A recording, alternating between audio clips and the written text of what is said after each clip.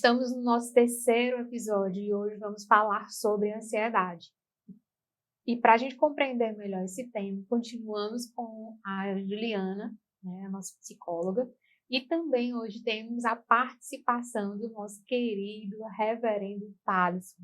Sejam muito bem-vindos a mais um episódio do nosso podcast Vida. Obrigado.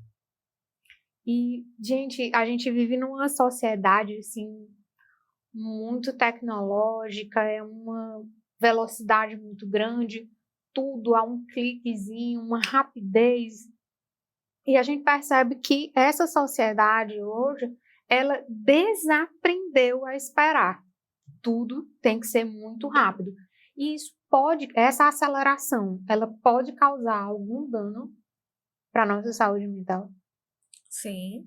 Inclusive tem a ansiedade, né? Tem a ansiedade natural, que é a que sentimos, que nos prepara para alguma coisa, né? Uma prova, enfim, né? Uma apresentação. Então, a gente tem ansiedade natural. E tem a ansiedade patológica, que é aquela que prejudica a sua funcionalidade da sua rotina. Então, você não consegue fazer as coisas pausadamente, ou fazer uma coisa de cada vez, ou se concentrar por inteiro no que exatamente estamos fazendo. Geralmente as pessoas estão comendo, estão fazendo assim no celular, ou assim, né? É interessante falar sobre isso, porque até uma pergunta, assim, para vocês pensarem em quem está assistindo, e para a gente aqui também, mas se a gente para, assim, para pensar no que foi que a gente comeu ontem no almoço. Sabe o que foi? Mas muita gente no consultório, ansioso, não consegue lembrar o que foi que comeu no dia anterior. Então, a aceleração aí da mente, né, a tecnologia tem desgastado um pouco essa atenção. Tem um livro recente do psicólogo social Jonathan Wright. Eu até trouxe aqui A Geração Ansiosa. E nesse livro ele fala de alguns transtornos mentais, né? Ele vai fazer o levantamento de alguns transtornos mentais dos adolescentes. E é interessante como ele faz a pesquisa, a partir de 2012, aqueles jovens que tiveram contato, os primeiros jovens, né? Os primeiros adolescentes, tiveram contato com redes sociais, que tiveram contato com o celular, eles aumentaram os transtornos mentais, né? Então, depressão, a síndrome do pânico, então algumas doenças ligadas a transtornos mentais, elas tiveram um crescimento nos jovens e muito provavelmente foi por causa do advento do celular com tecnologia, né? Dos smartphones, das redes sociais. Então é bastante interessante esse estudo que ele faz, porque é um problema que a humanidade ela já tinha, né? Só que ela recebeu um impulso maior, né? Recebeu um impulso a partir da própria tecnologia, e é como ele fala até no começo do livro. Ele dá um exemplo, né? Ele fala assim: se o seu filho, se você recebesse a notícia de que o seu filho vai fazer um teste, ele vai para Marte, ele vai viver em Marte, e ele vai fazer parte do primeiro povo que vai viver lá em Marte. Só que nós não temos estudos ainda do que isso pode acontecer, né? Você permitiria que o seu filho fosse para Marte? Essa é a pergunta que ele faz. E aí, claro, a gente, né, a primeira resposta que surge na nossa mente é que justamente não, né? A gente não sabe o que pode acontecer, eles poderiam ter problemas. E foi exatamente isso que aconteceu com a primeira geração de adolescentes que teve contato com o smartphone e com as redes sociais e com essa tecnologia muito avançada. Então, eles tiveram acesso a toda essa realidade virtual muito rápida, né? E aconteceram coisas que não estavam previstas ou não fizeram estudos anteriores para ver os problemas, né? E não só nos adolescentes, mas também nas crianças, elas também acabam recebendo essa carga de informação, né, desorganizada, e isso atrapalha muito a condição mental e acaba gerando um sofrimento, né? Mas ligando também à questão bíblica, nós temos na própria Escritura, Deus ele marca o tempo. E é interessante como o Senhor ensina o seu povo a marcar o tempo. E isso acontece não somente com a igreja pós a vinda de Jesus, mas também com a igreja anterior, né? Então, se nós olharmos os 10 mandamentos, nós temos o 4º mandamento, que é justamente a marcação de um tempo. O Senhor pede para que o seu povo descanse, guarde aquele dia, que seja um dia próprio para a adoração, e é um dia no calendário, é uma rotina, né? Então, eles guardam ritmos, né?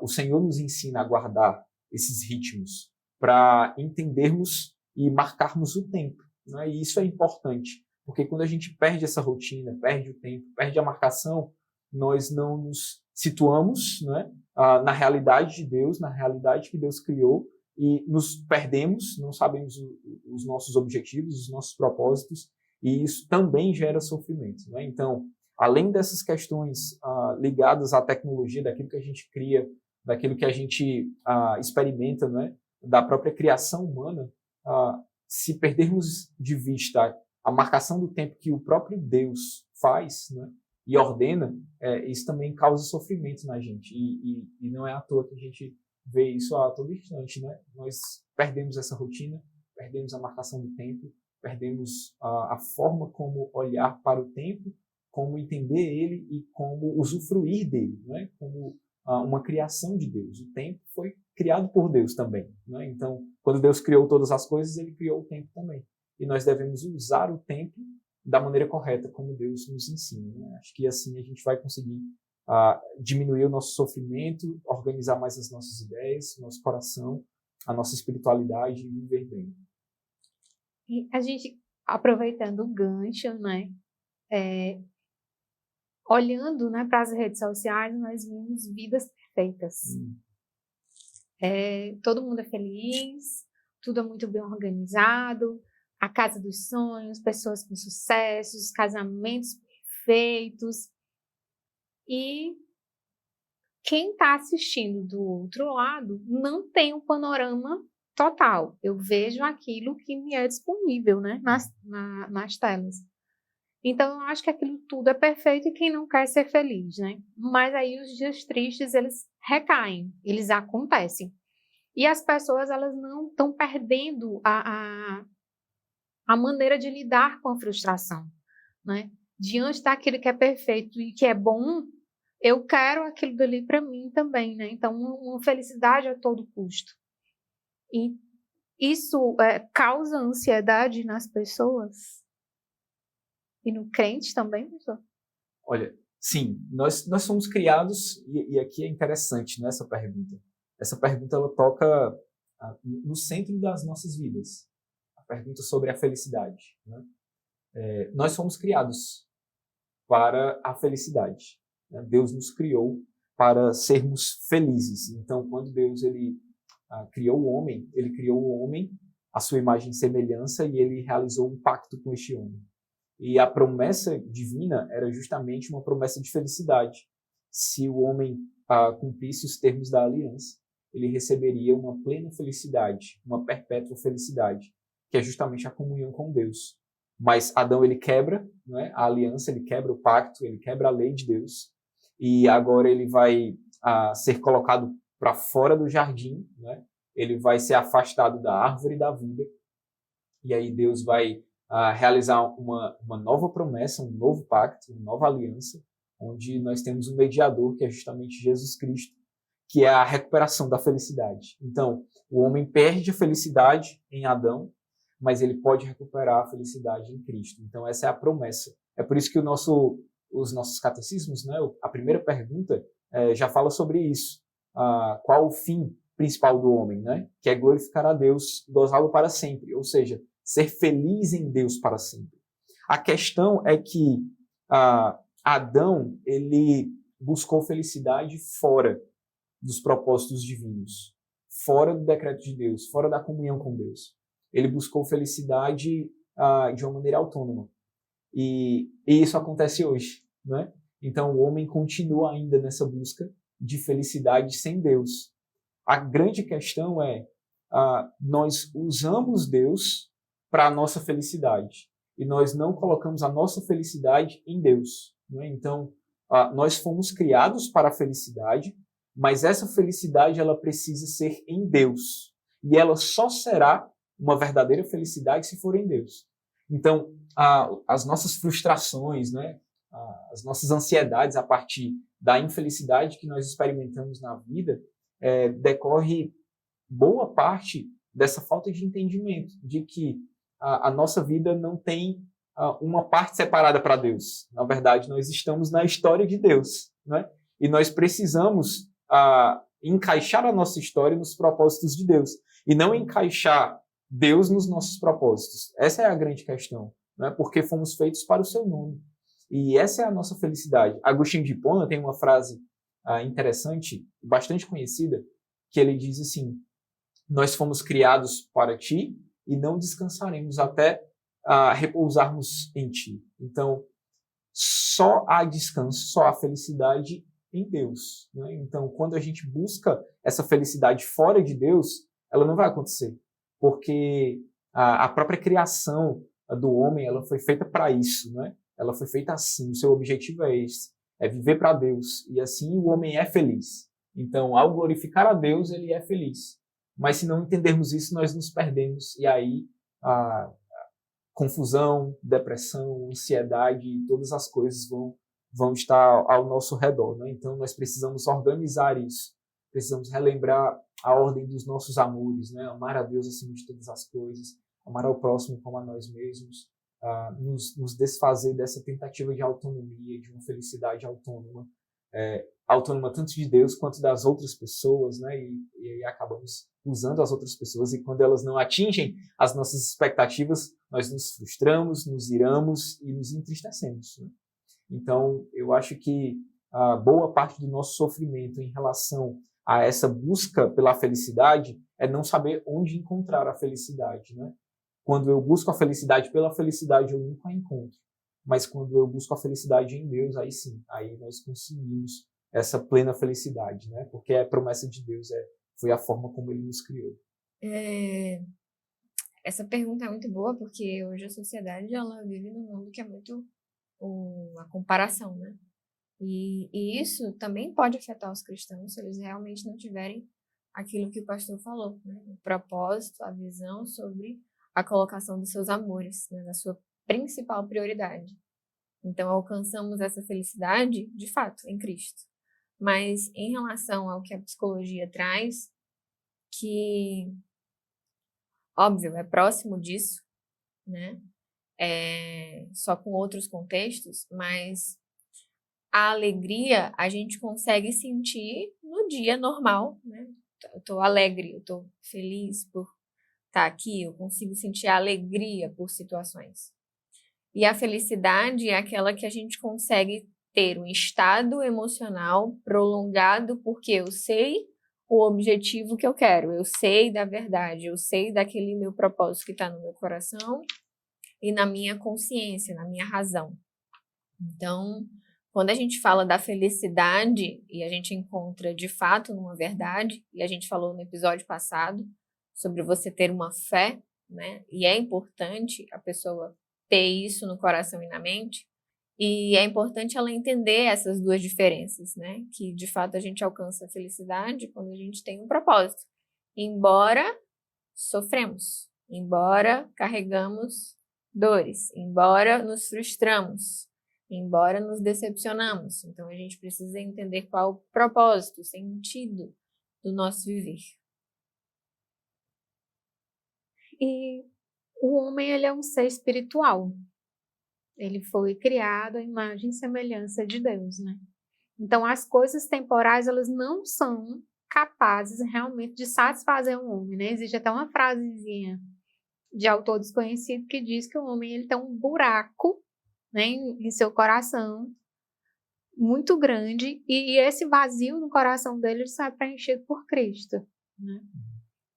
Então, como é que eu vou encorajar uma pessoa que está lá com esse vazio, que está nessa ansiedade, nessa busca desesperada por felicidade, né? Ela está fora de si, ela está devastada emocionalmente. Então, como é que eu vou encorajar através da palavra, né? Como é que eu vou trabalhar com essa pessoa santidade e sanidade?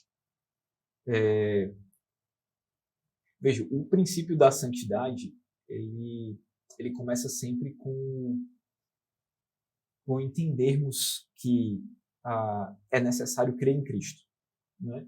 Então, a santidade nunca ela começa com as virtudes. E entender isso é importante porque quando nós percebemos que a santidade ela está associada, em primeiro lugar, a termos fé, a acreditarmos naquilo que Cristo fez, né? Acreditarmos que Ele é o mediador, que Ele é o Messias, que Ele de fato cumpriu toda a lei de Deus, que Ele viveu uma vida perfeita e pagou os nossos pecados. Quando nós entendemos isso e entendemos quem Cristo é, ou seja, Ele é o homem de dores, Ele é aquele que foi anunciado como sendo o servo sofredor do Senhor.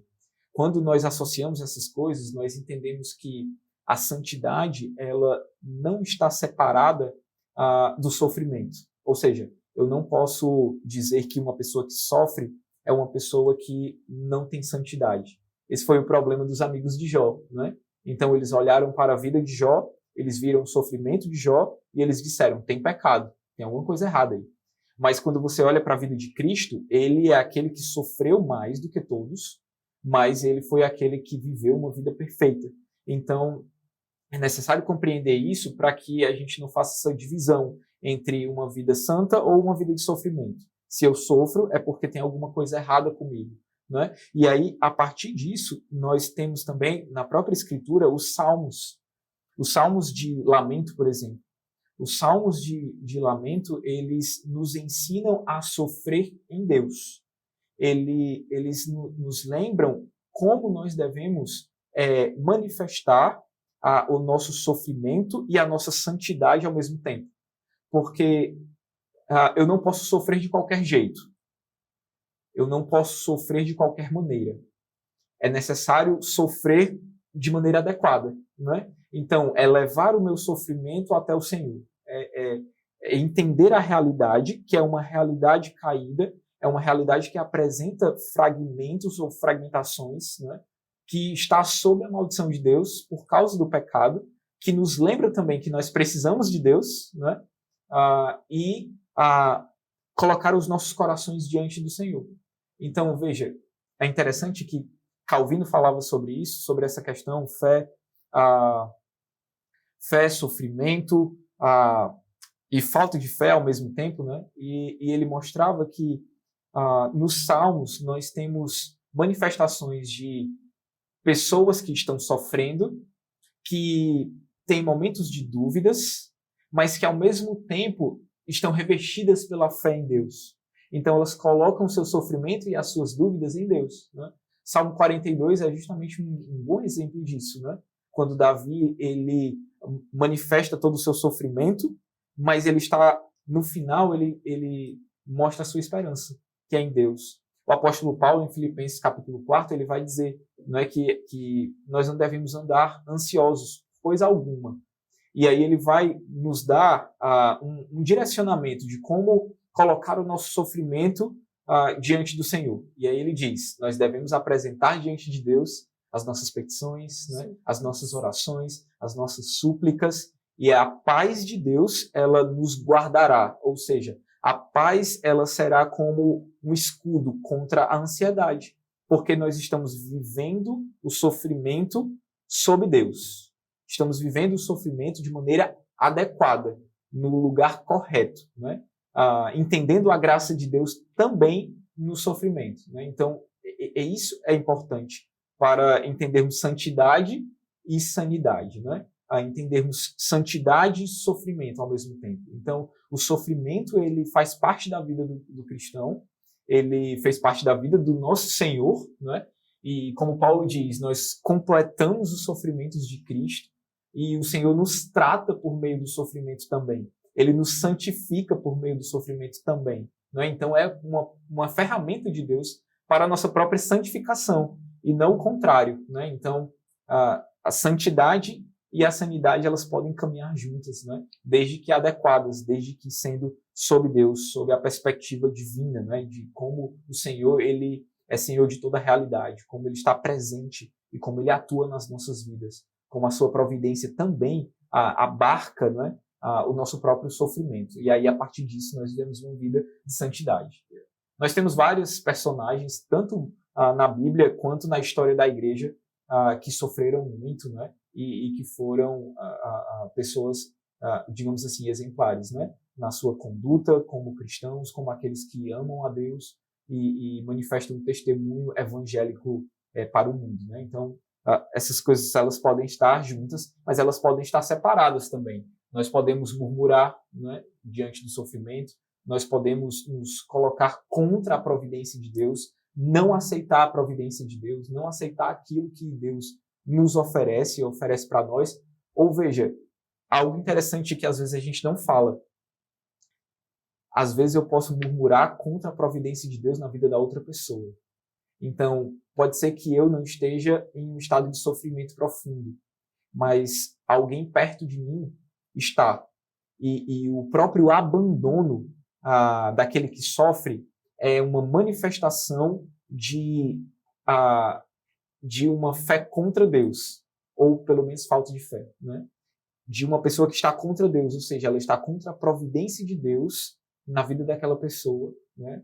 E ela se afasta daquele sofrimento porque ela não quer aquela manifestação divina na vida da outra pessoa.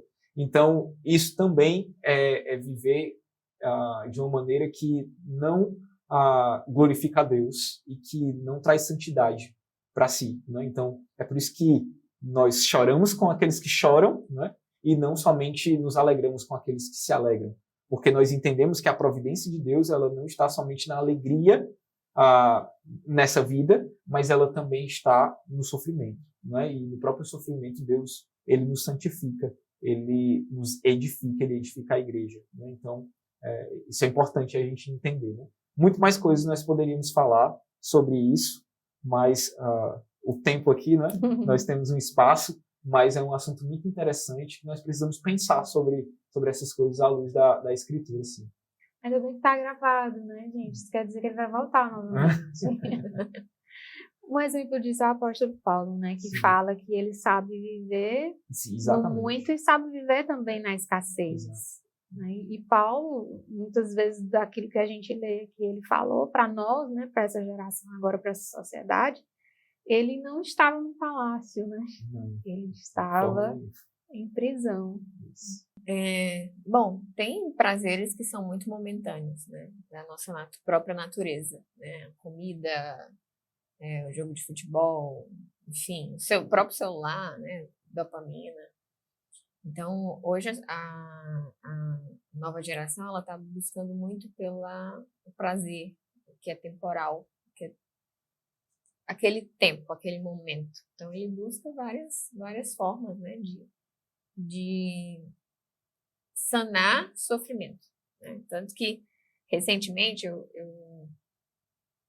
recebi no consultório um adolescente que ele falou assim: Juliana, eu não gosto de sentir desconforto, não gosto, eu não quero sentir desconforto. Então eu venho aqui exatamente para que você me ajude a não sentir desconforto. Então, óbvio que o sofrimento faz parte da nossa vida. A gente vai sofrer ao montar um Lego, como no outro episódio a gente viu. A gente vai sofrer quando a gente vai fazer uma prova e recebe a reprovação. A gente vai sofrer em momentos da nossa vida que fazem parte das nossas próprias escolhas e das nossas decisões. Então, e daquilo que o Senhor também colocou para que a gente trilhasse os nossos caminhos. Então, é uma experiência que o Senhor já traçou. Então, visando pela ótica da sanidade mental, a gente vê a pressa que as pessoas têm naquilo que é momentâneo. Então, elas estão sempre com sede daquilo que é momentâneo, frequentemente. E é interessante nós termos cuidados com isso, porque, além da depressão, a ansiedade, ela é um transtorno mental que pode vir a tirar essa aquilo que é puro, né? Aquilo que está limpo, aquilo que está são, essa sanidade mental, transformando essa funcionalidade que temos em prejuízo. Podemos fazer escolhas muito prejudicadas por conta da nossa ansiedade, do nosso anseio. A gente pode perder, inclusive, muito tempo por conta do que é um prazer temporal, que acaba. É tanto que em estudos agora recentes, eu estava lendo essa semana, que basta 2 horas, você ter 2 horas diárias de rede social, telefone, que você pode desenvolver o déficit de atenção. E muitas pessoas buscam sanar essa parte. Não é um problema, eu estou com TDAH, eu estou com TDA, então eu vou procurar logo aqui um remédio, eu vou procurar logo alguma coisa, mas na verdade é exatamente essa busca pelos prazeres que são muito temporários. E eles acabam deixando de lado aquilo que faz parte da disciplina, tanto que, como o pastor falou, o tempo. O nosso tempo, ele precisa ser valioso. E para muitas pessoas, esse tempo, ele não é mais valioso. Tanto que eu recebo muitas pessoas no consultório que, em termos de ansiedade, que falam, nossa, Juliana, eu nem percebi que eu passava 6 horas diárias no celular. E aí nossa, 6 horas, a gente faz o que em 6 horas, né? A gente trabalha, talvez, 6 horas diárias. A gente estuda, talvez, 6 horas diárias. Então, tem pessoas que gastam 6 horas num aparelho de celular, né? E tem como a gente gerenciar o tempo. Então, o nosso tempo ele tem que ser bem gerenciado para que a nossa sanidade mental ela não seja tomada pelaquilo que é danoso, prejudicial e que é um prazer totalmente temporário, né? A gente percebe que a sociedade atual ela tem essa dificuldade de remir o tempo, né? De investir o tempo naquilo que é mais duradouro, né? O meu prazer momentâneo, e isso vai se tornando cada vez como se fosse um vício, né? Cada vez mais eu vou buscando coisas ali e passando, arrastando para cima, né?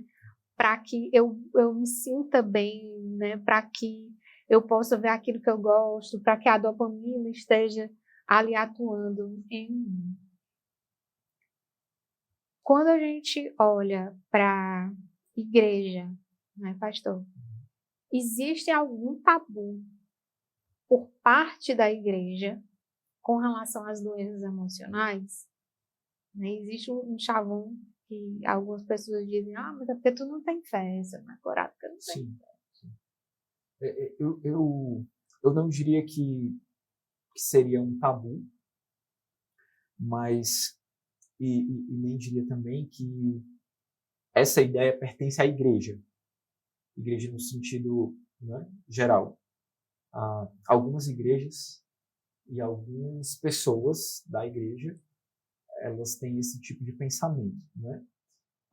Mas eu penso que talvez há uma falta de conhecimento em relação a esses assuntos, né? Que envolvem sofrimento, depressão, ansiedade, doenças mentais, né?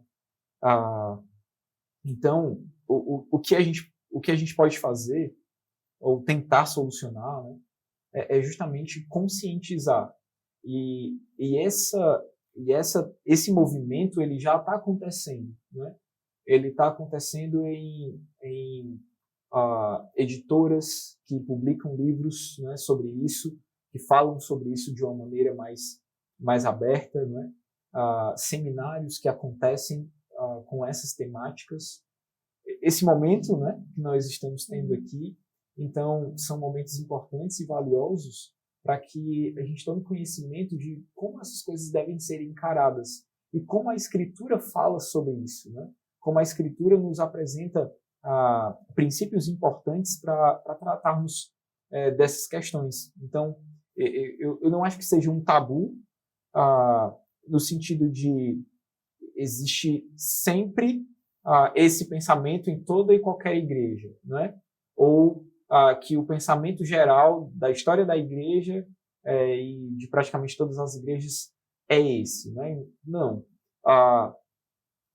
Nós temos outras nomenclaturas hoje para falarmos sobre esses problemas, nomenclaturas que não eram utilizadas em tempos mais antigos, né? Então, depressão é um termo recente, né? Então, nós temos ainda uma falta de conhecimento sobre essas coisas. Mas isso não quer dizer que esses problemas não aconteciam anteriormente, né? Então, nós temos livros antigos, por exemplo, de teólogos importantes da igreja que falavam sobre isso e que chamavam, por exemplo, depressão, ou pelo menos alguma coisa que estava envolvida nisso, de melancolia. Então, a melancolia era um tema que era tratado, né? E ela era vista de uma certa forma a partir da escritura, né? Então, dependendo da tradição teológica, né, ou da igreja, era tratado de uma forma diferente, dependendo do autor, era tratado de uma forma diferente. Mas, assim, o que nós precisamos, de fato, é de conscientização, é aprender a lidar com essas coisas, aprender a como tratar, como ver, como enxergar, qual o prisma que nós devemos utilizar para avaliar as coisas, né? Porque pode ser falta de fé, pode ser que seja uma manifestação pecaminosa, uma expressão de pecado, mas pode ser que não, né? Então, nós não podemos fechar assim, o diagnóstico geral e para todas as pessoas, assim, sempre é pecado, ou sempre é doença, né? Então, sempre precisa de remédio, ou sempre precisa só de oração e acabou, né? Então, cada caso é um caso, cada pessoa é uma pessoa, cada vida é uma vida distinta, que tem as suas particularidades, as suas expressões, né? Tem os seus contextos que estão envolvidos e precisam ser levados em consideração para tratar, né, cada questão. Eu trouxe aqui alguns livros, já que você falou, né, dessa pergunta, de conscientização. Então, como eu falei, existem várias editoras hoje cristãs que elas estão publicando livros sobre essas questões, né? E aí eu separei aqui 3 livros. Nós temos 3 livros recentes, né? Esse aqui é o mais recente, Saúde Mental e Sua Igreja, né? É um manual de cuidado, né? Ele fala aqui até no subtítulo, um manual para o cuidado bíblico, né? É um livro importante, pequeno, que nós podemos aprender muito sobre depressão, sobre ansiedade, sobre outras questões que envolvem saúde mental e envolvem a igreja também, né? Temos esse livro aqui que é do pastor Wilson Porte, é um pastor brasileiro, é um livro muito interessante, Depressão e Graça, o cuidado de Deus diante do sofrimento de seus servos. A primeira parte do livro ele vai levantar informações sobre a depressão, né? Então ele vai tentar definir, vai tentar trazer algumas questões que a Escritura fala sobre isso, e outros autores, né, da história da igreja, autores reformados.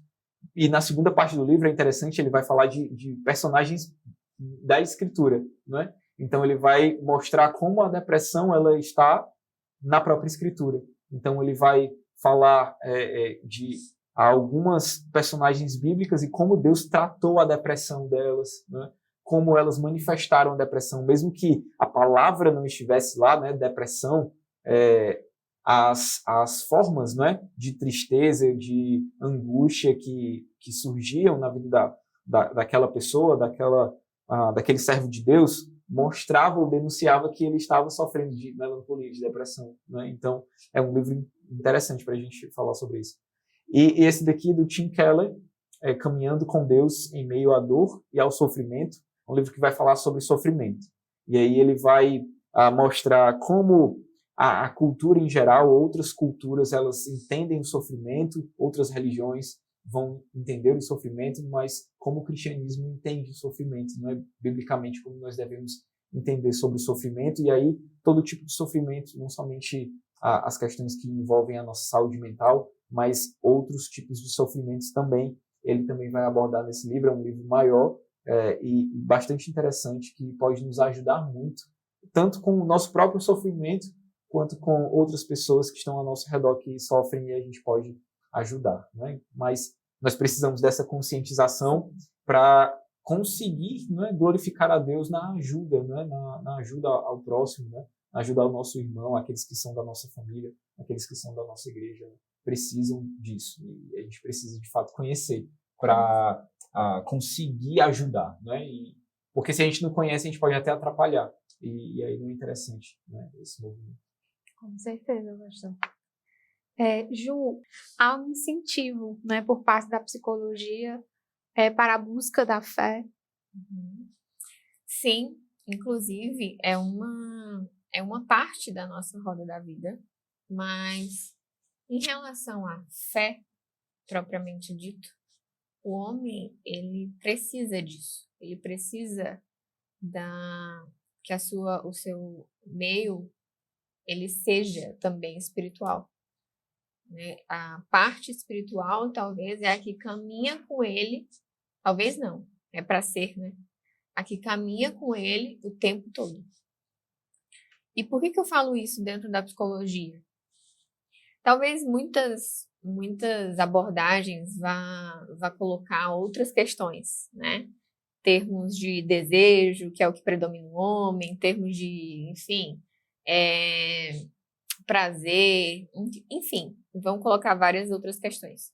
Termos de escolha também, você de forma deliberada pode fazer escolha, você tem a liberdade para fazer o que você quiser, e se você tiver desconforto, você pode fazer a escolha que melhor lhe convém. Então, pode existir esse certo tipo de abordagem, mas inclusive dentro da terapia cognitiva comportamental, a gente leva em consideração muito a questão espiritual do indivíduo, porque essa também é a que predomina muito a vida dele. Né? Por exemplo, uma pessoa ela pode perder um filho e ela pode não só entrar no estado depressivo, mas ela pode ficar ansiosa pelas coisas externas que ela precisa enfrentar da vida, seja o trabalho, voltar ao trabalho, voltar a socializar, voltar a sentar numa roda entre família, sem ter, talvez, algumas mães podem até, e eu ouço muito isso, né, que o sentido da vida delas era aquela pessoa, né, então eu já ouvi muito isso, eu trabalhava por conta daquele filho, eu fazia de tudo da minha vida por conta daquela pessoa. Então, de fato, naquele momento, aquela pessoa perde a esperança, né? Como a gente falou no episódio passado, ela pode ficar sem esperança. Mas o propósito da vida dela, porque ela vive, isso o ser humano ele precisa ter. E ele precisa... E por mais que ele passe pelo sofrimento, que é o luto, por mais que ele passe por esse tempo de luto, que é necessário, inclusive, viver o luto, mas é interessante que ele tenha o propósito da vida dele, né? É interessante que ele tenha isso. Ele saiba por que ele vive e para quem ele vive, né? E é importante isso. Pastor, e no gabinete pastoral? Estou lá com uma pessoa desesperançosa, porque uma das coisas que a gente percebe é que a ansiedade ela é uma ladra. Ela rouba a tua expectativa de futuro, né? Então, como é que eu vou falar de uma vida abundante para quem está desesperançoso? Bom, poderia citar aqui as cartas de Paulo a Timóteo, né? Então, a situação que nós temos ali, muito provavelmente, é de um pastor jovem que está em um desânimo profundo, lidando com conflitos, né? Enquanto aquele que é o seu, digamos assim, pai espiritual, né? Também está sofrendo, né? Nas cadeias por causa do evangelho. Mas o que Paulo faz, e aqui é o ponto, né? O que um pastor faz no seu gabinete é diferente do que, por exemplo, um terapeuta faz. Cada um tem a sua importância, mas o que o pastor faz no gabinete, na pregação, né, no ensino, no aconselhamento, na visita, é pregar o evangelho. E é isso que Paulo faz. Paulo relembra o evangelho para Timóteo, né? Então, ele vai mostrar aspectos importantes do evangelho, vai lembrar de como o evangelho ele entrou na vida de Timóteo e como Timóteo, ele como um pastor, precisa continuar essa pregação, né? Algo que foi confiado, algo que foi dado, é um dom que ele recebeu, né? Pela imposição de mãos, né?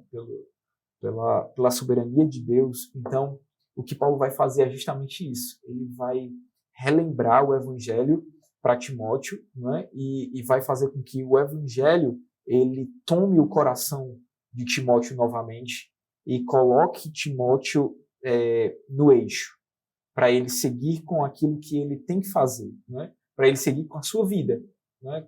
Com aquilo que Deus confiou para ele, com aquilo que Deus determinou que ele fizesse. Nem sempre é fácil mostrar esperança para aqueles que estão sem expectativa nenhuma, né?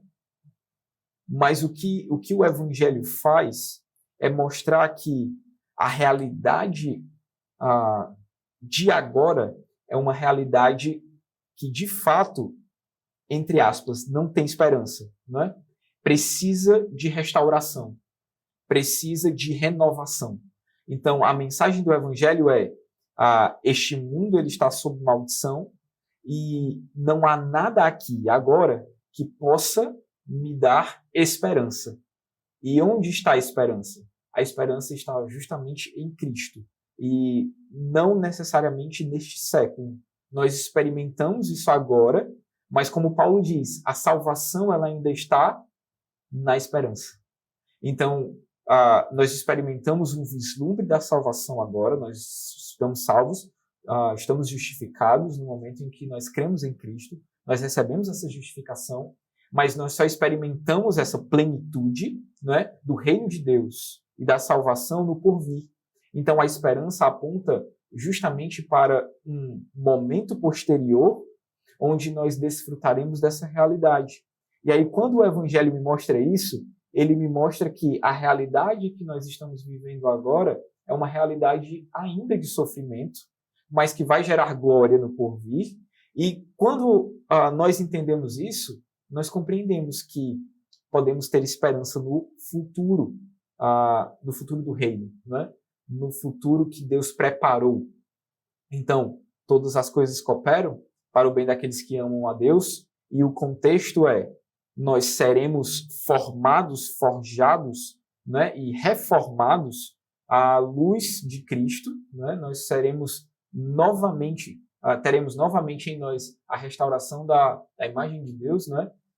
De uma maneira perfeita, mas isso não acontece agora. Acontecerá, com certeza. E a esperança que a Bíblia fala, ela não é uma esperança que pode ser, mas é uma esperança que já é certeza. Então, é necessário entender isso para que eu consiga olhar para o futuro, entende? Então, não tem como eu esperar agora, porque agora não vai ter ainda, mas terá no futuro um porvir. E quando eu entendo que está no porvir, eu entendo também que agora eu posso experimentar o sofrimento. Agora eu posso ter momentos de dúvidas, né? Agora eu posso ter momentos de desespero, por exemplo, mas que sejam vividos em Deus. Então, no presente momento, na presente era, nós experimentamos ainda esse tipo de sofrimento, essas dúvidas, esses conflitos mentais, né? Essa angústia, mas isso pode estar ao lado da esperança do porvir, que já é certa. E que, mesmo que em momentos da nossa vida nós não conseguimos experimentar ou não conseguimos desejar até, ela ainda permanece lá, né? Então, tem uma frase do Jonas Madureira que ele diz assim: eu tenho uma esperança firme, eu tenho uma alegria plena, mas ainda experimento momentos de tristeza, momentos de falta de alegria, né? Apesar de ter algo seguro, firme, eu ainda experimento, nesta presente era, momentos de incerteza, momentos de dúvidas, momentos de sofrimentos, né? Momentos onde o meu coração vai sofrer, angustiado, momentos em que eu não vou acreditar na esperança, mas ela está lá, né? Então ela não depende da minha certeza, ela é firme, né? E ela vai permanecer, né? Então, porque Cristo permanece lá, ela sempre estará lá, mesmo que em momentos da minha vida eu tenha essas dúvidas, né? Eu experimente a falta de alegria, experimente um descontentamento e todas essas coisas que podem acontecer na nossa vida. Era justamente isso que Timóteo estava experimentando e foi justamente relembrando do Evangelho que Paulo queria tratar, não é? Esse desespero de Timóteo, esse desânimo de Timóteo, a ponto de parar o seu trabalho, não querer mais continuar o seu ministério, né? Não querer mais, digamos assim, uma relação com Paulo visível. Então, Paulo vai mostrar o evangelho. E eu acho que é isso que um pastor faz. Apresenta o evangelho, a realidade, a esperança do evangelho, que é certeza, o evangelho que nos faz entender que a realidade de agora é uma realidade dura, que tem o seu sofrimento, é a realidade da prisão de Paulo, é a realidade do desânimo de Timóteo, mas existe um evangelho certo, né? Cristo já venceu e essa vitória ela não pode ser tomada, né? Então, mesmo que eu experimente ainda esse sofrimento, eu certamente vou experimentar a plena felicidade no porvir. E é isso que vai fazer com que a minha vida ela continue, né? Ela permaneça, mesmo em meio ao sofrimento, caminhando em meio ao sofrimento. E essa esperança, né, pastor? Fica muito claro que ela não é uma coisa, ela não é uma circunstância. Essa esperança ela é uma pessoa. Sim. E é Cristo, né? Exatamente. Cristo e todas as suas promessas. Medicamento, terapia e fé. Qual a importância de cada um desses elementos para o tratamento de alguém que está cometido de depressão, que está cometido de ansiedade, né, de algum problema de ordem emocional, né, psíquica emocional? E claro, aqui ninguém está fazendo apologia à medicação, a gente sabe que a medicação, desde que ela seja necessária, né? Sim. Todos são importantes, né? Todos são importantes e necessários, principalmente a medicação no seu devido momento. E também a terapia, né? Eu não posso dizer aqui que todo mundo precisa passar pela terapia. Não, né? Não necessariamente. Todo mundo não necessariamente vai estar em um sofrimento psíquico a ponto de precisar da terapia, porque ele pode ser uma pessoa que se conduza muito bem, né? Porque vamos pensar aqui no pensamento ansioso. É diferente de eu pensar que eu vou ter uma prova amanhã, vou ter que estudar muito para passar, eu vou ficar ansiosa, óbvio, vou ficar com as mãos geladas, aquele frio na barriga, a própria dor de barriga, a dor de cabeça, né? Então, são coisas que o nosso físico ele vai despertar na hora. E eu posso, depois daquele evento, passou aquele evento, eu posso simplesmente voltar à minha vida e viver normalmente. Mas vamos pensar aqui no pensamento ansioso. Aquele que você não consegue iniciar o seu sono. Aquele que interrompe a sua rotina. Então, a gente tem o hábito de tal hora e dormir, né? Tal hora, fulano dorme. Eu durmo tal hora. Né? E é interessante que a gente tem um horário de dormir e um de acordar. E o que evidencia muito a ansiedade em relação aos pensamentos é essa parte da dificuldade de iniciar o sono. Então, é muito diferente quando a gente associa a ansiedade daquela ansiedade que é natural que a gente sente. Mas quando ela se trata algo que prejudica a vida do indivíduo, né, da pessoa, a terapia se faz necessário. Juliana, e como é que entra a medicação, né? Hoje a ansiedade dentro do DSM-5, ela tem vários sintomas. Taquicardia, sudorese, visão turva, tontura, falta de concentração, tem aperto no peito, a própria palpitação, a dor no peito, tem a boca seca, tem a vertigem. Então, tem muitos sintomas dentro da ansiedade. Quando esses sintomas eles passam a ser frequentes e prejudicam a rotina da pessoa, e principalmente essa parte do sono, porque, enfim, altera muita coisa. Eu vejo que muitas pessoas elas fazem a chamada automedicação. Então, elas descobrem os benzodiazepínicos, né? Aquele comprimidinho da felicidade, que resolve muito rápido. Então, elas acabam conseguindo, de alguma forma, e se acostumando até chegar à dependência, né? E para tirar, leva tempo, né? Para fazer o desmame. Então, a medicação, ela entraria num contexto adequado para aquela pessoa. e adequado também para sair. Então, a medicação entra, ela age durante um tempo. Geralmente, o tratamento de ansiedade na parte medicamentosa, ela dura de 6 meses a 1 ano, inicialmente. E depois essa medicação é retirada. Então, tem pessoas que estão aí há anos fazendo uso de medicações porque qualquer desconforto que sentem acabam achando, né, a parte mais rápida. E como eu já havia citado, ela faz nós somos seres também espirituais, né? Nós fazemos uma série de coisas, mas a nossa base, ela é espiritual. Então, é tanto que o pastor falou sobre isso no sentido de termos um propósito na vida, né? Então, o nosso maior foco em relação à nossa fé precisa ser Cristo. Então, tudo o que fazemos, tudo que nos dedicamos, se não tiver um propósito, a gente volta lá no episódio passado e vê um pouquinho do que citamos, né, em relação aos sintomas depressivos. Então, a fé, ela nos norteia para a verdade, né? Então, ela é necessária e importante para a construção de todos nós. Um conselho para quem está passando agora por ansiedade, por depressão, tá ali com os porões da alma cheios. Então, o que é que a igreja e o que é que a psicologia pode dizer para essa pessoa nesse momento? Um conselho interessante que eu acho que nós precisamos resgatar é: leve os seus problemas para a igreja. Geralmente nós escutamos assim: leve os seus problemas para Deus.